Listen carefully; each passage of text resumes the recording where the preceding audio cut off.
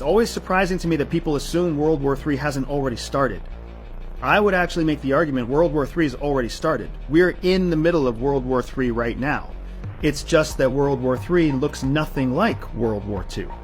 World War II was about the Axis powers and the Allied powers fighting against each other in these giant unified military conglomerates, right? So it was the UK and the Australians and the Americans and the French to push the Nazis out of Poland. It was a threat of nuclear weapons, it was drills, it was bombing raids. That was World War II.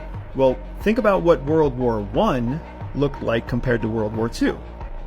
World War I looked completely different. It was trenches and gas warfare and hot air balloons instead of bombing raids.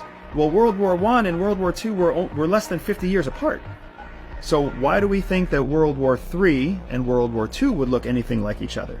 It's already been more than 50 years since that war ended, right? So when you look into what's actually happening around the world in terms of military doctrine, strategic development, technological evolution since World War II, all the evidence points to the fact that World War III would be a war of what's called proxy conflict or proxy wars.